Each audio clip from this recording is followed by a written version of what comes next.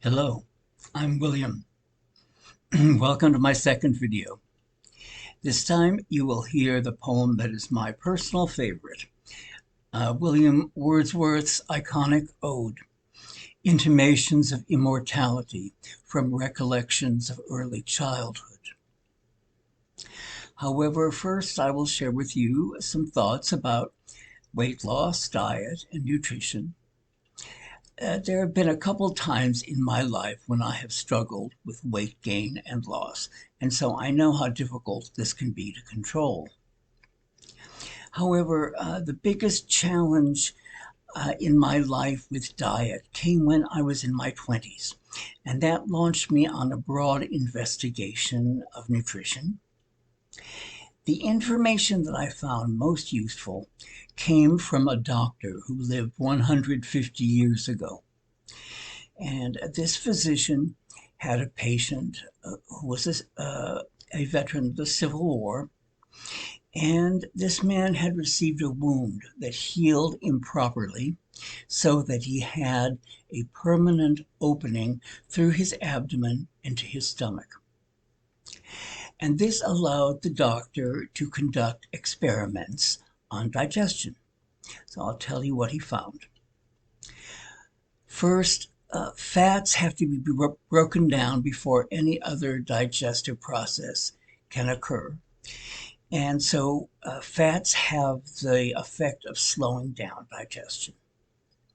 Secondly, the digestion of carbohydrates, and carbohydrates, I mean mostly grains and everything we make from grain, bread and noodles. It also includes starchy vegetables such as potato and yams. And the digestion of carbohydrates begins by mixing saliva with them. The saliva starts their digestion, so these foods have to be chewed thoroughly.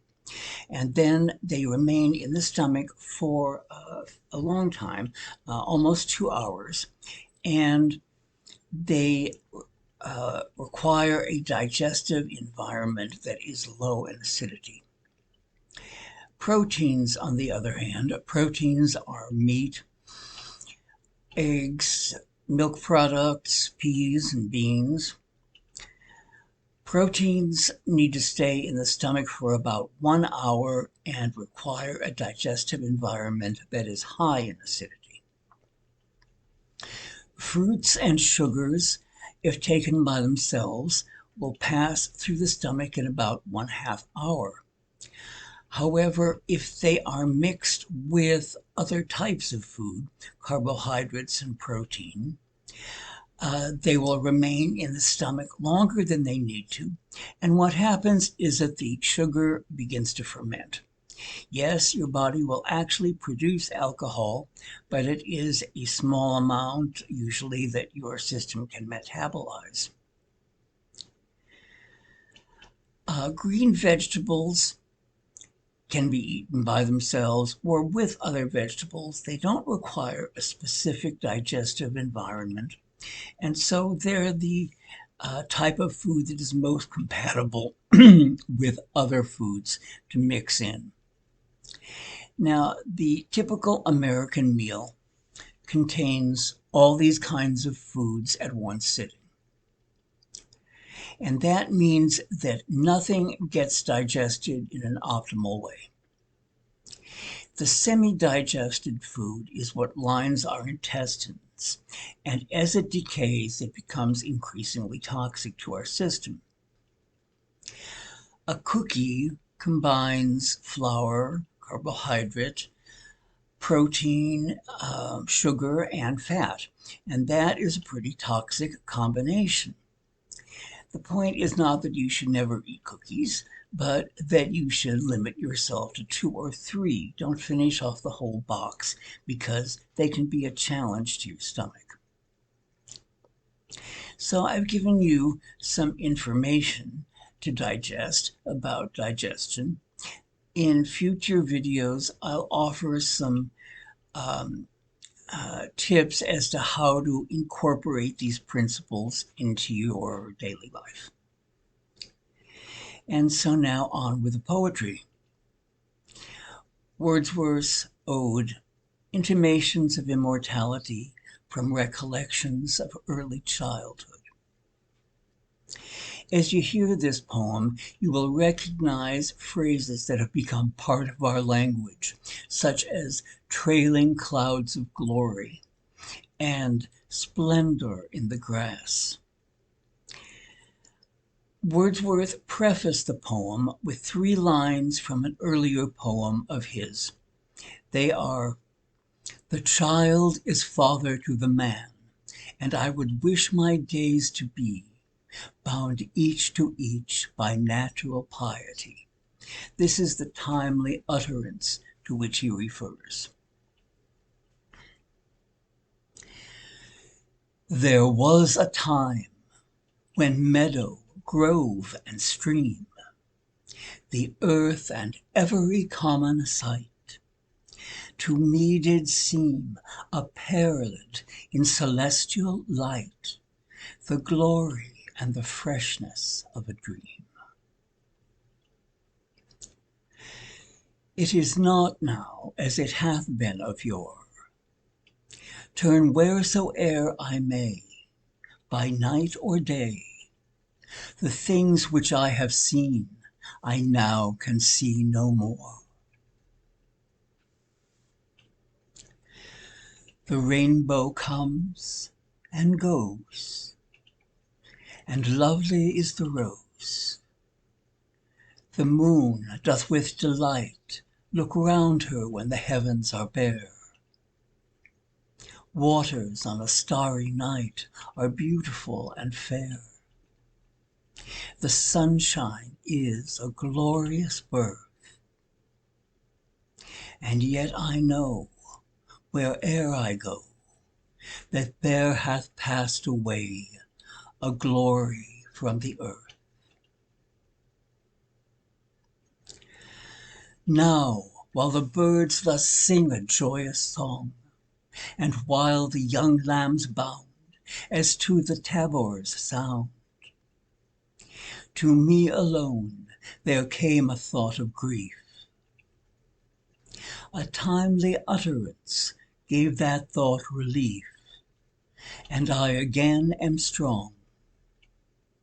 The cataracts blow their trumpets from the steep. No more will grief of mine the season wrong. I hear the echoes through the mountains throng. The winds come to me from the fields of sleep, and all the earth is gay. Land and sea give themselves up to jollity, and with the heart of May doth every beast keep holiday. Thou child of joy, shout round me, let me hear thy shouts, thou happy shepherd boy. Ye blessed creatures, I have heard the call ye to each other make.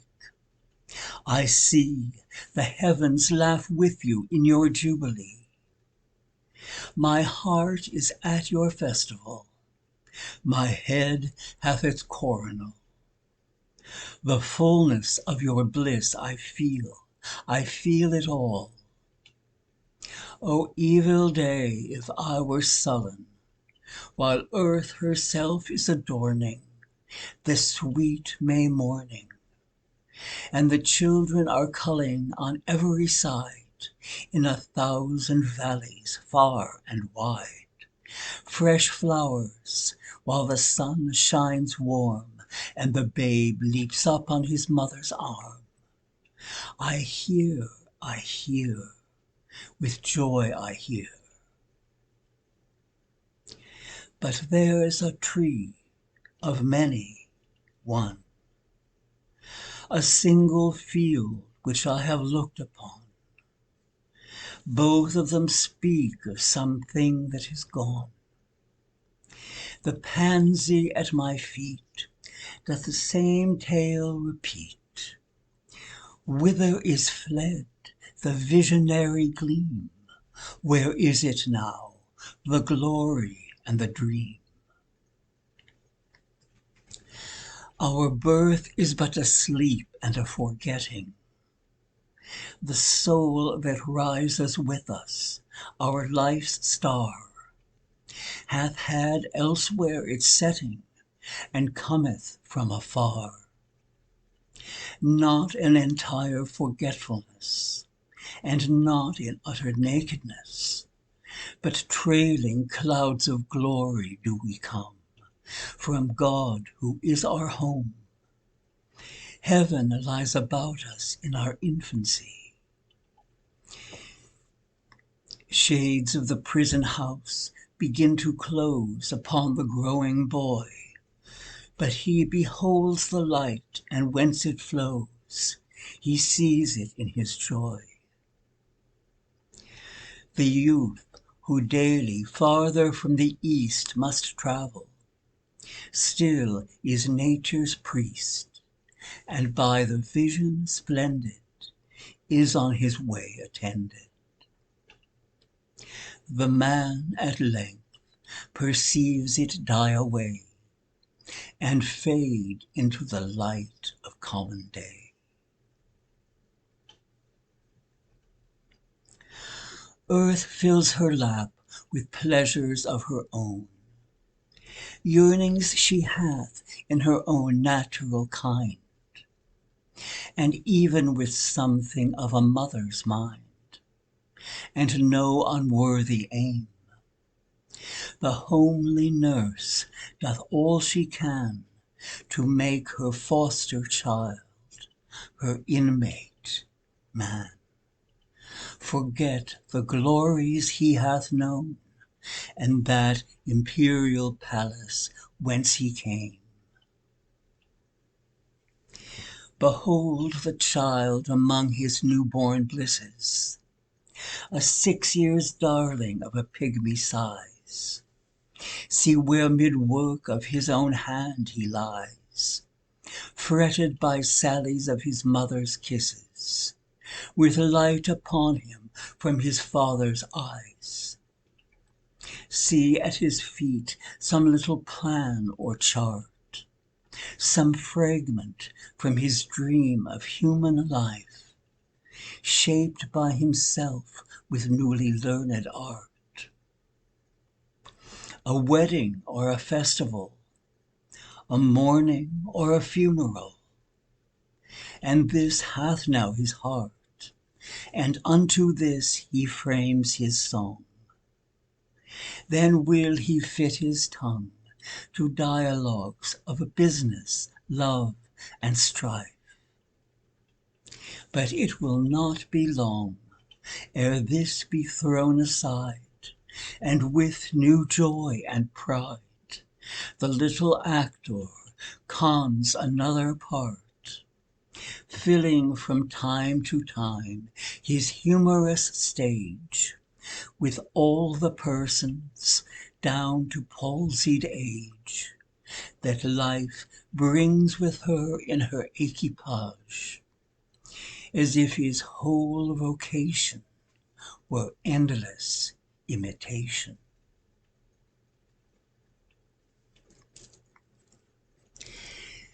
Thou, whose exterior semblance doth belie thy soul's immensity, thou best philosopher who yet dost keep thy heritage, thou eye among the blind, that deaf and silent readst the eternal deep, haunted forever by the eternal mind. Mighty prophet, seer blessed, on whom those truths do rest, which we are toiling all our lives to find, in darkness lost, the darkness of the grave. Thou, over whom thy immortality broods like the day, a master or a slave, a presence which is not to be put by. Thou little child, yet glorious in the might of heaven-born freedom on thy being's height, why with such earnest pains words dost thou provoke the years to bring the inevitable yoke, thus blindly with thy blessedness at strife. Full soon thy soul shall have her earthly freight, and custom lie upon thee with a weight, heavy as frost, and deep almost as life.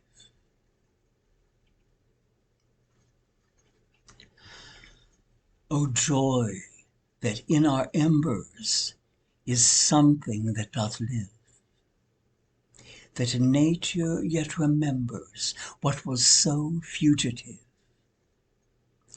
The thought of our past years in me doth breed perpetual benediction, not indeed for that which is most worthy to be blessed, delight and liberty, the simple creed of childhood, whether busy or at rest, with new-fledged hope still fluttering in his breast.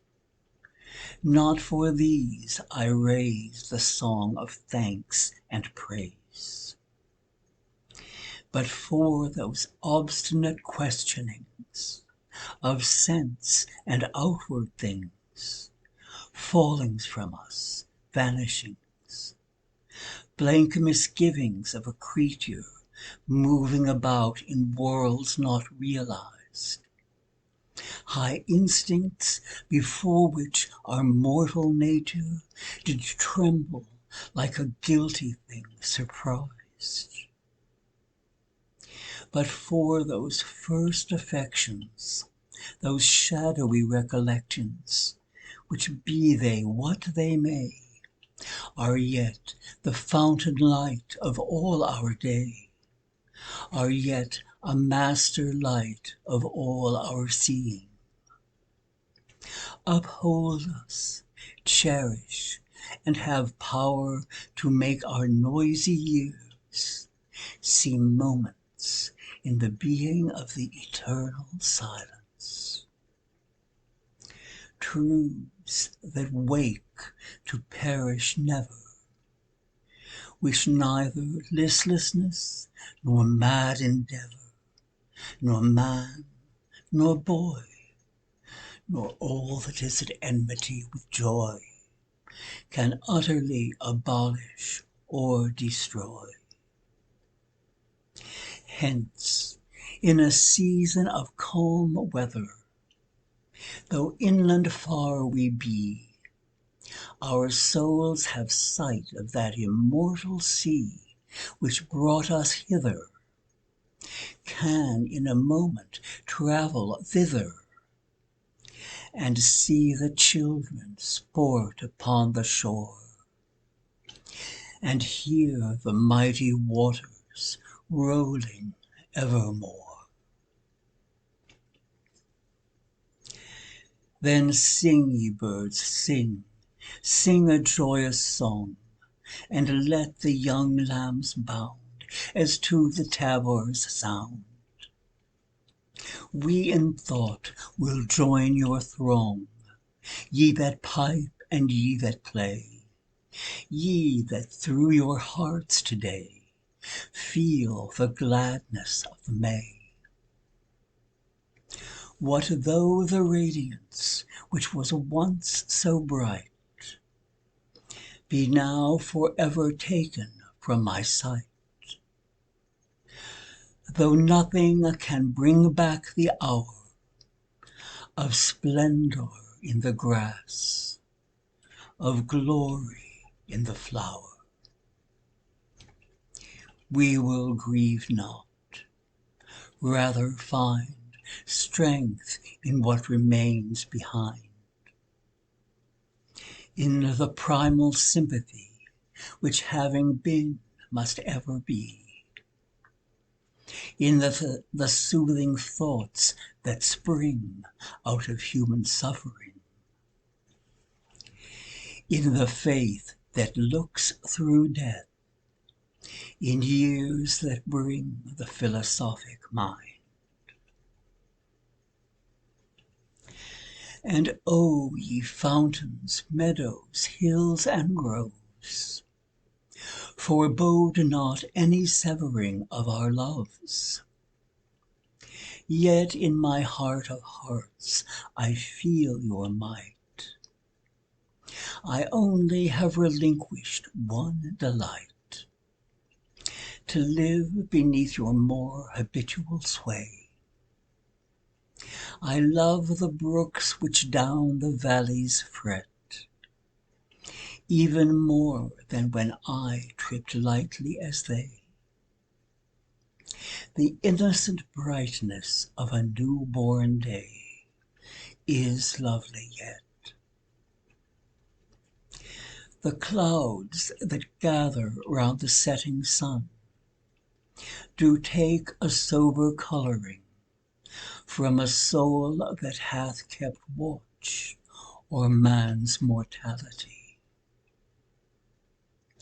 Another race hath been, and other palms are won.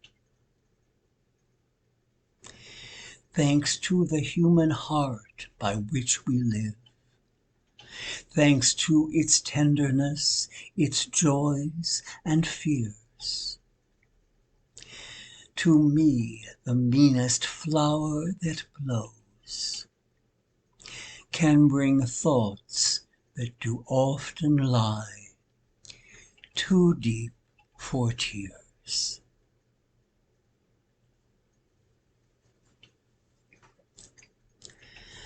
I apologize for the poor video quality of my first video, and this one probably isn't much better.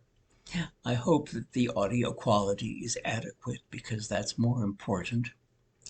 I suspect that I will have opportunity to record these poems again in the future. They're the poems that I have recited pretty much all my adult life. They are eternal, and they always offer riches of insight if one approaches them with a sincere heart. Thank you for listening.